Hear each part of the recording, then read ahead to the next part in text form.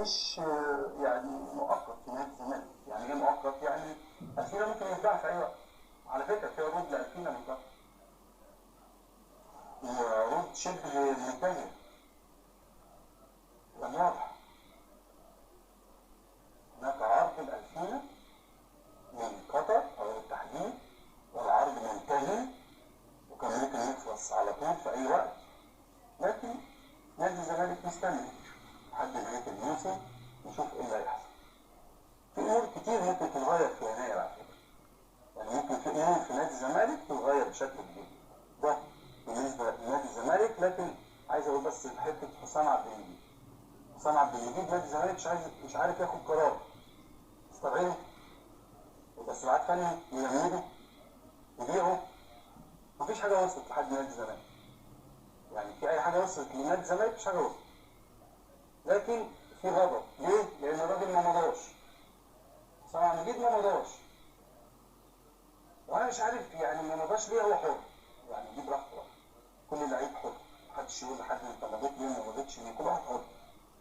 لكن الموضوع بقى في نادي الزمالك بقى اوفر لما الناشئ الصغير مش عايز يعمل عمل السيد. حسام عبد المجيد اللي الزمالك اللي لسه مطلعه وهو يعتبر سبب في شغل، يعني ليه اللعيبه ما بتبصش ان النادي ده سبب في شغلتك؟ النادي عليه حاجات تانية، ان انت لازم تقدر اللعيب. اما اللعيب بيكبر، اذا كبر ابنك خويه، ده بالمثل البلدي بيقول لك لو كبر ابنك خويه. يعني لما لقيت ابنك كبر كده، ما كان انت لسه هتعامله ان هو بتاع اول امبارح اللي محدش يعرفه.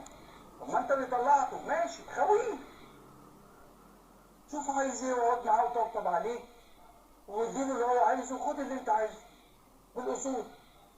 موضوع بسيط جدا. هي في موضوع وموضوعات بسيطه جدا ما بتتحلش. ليه؟ الله اعلم. ودي بقى الله اعلم. ما داخل الكواليس وما داخل الغرف المغلقه الله اعلم. طب هل انت، الله اعلم طبعا وكل حاجه، بس هل ما عندكش معلومات عندي؟ ما عندكش كواليس عندي؟ طب تقولها؟ مش عارف. ايه رايكم، اقولها ولا ما اقولهاش؟ هتزعل ولا مش هتزعل؟ لان الناس بقت حساسه جدا عامه، يعني مش في قصه حد، الناس بقى فيها حساسيه.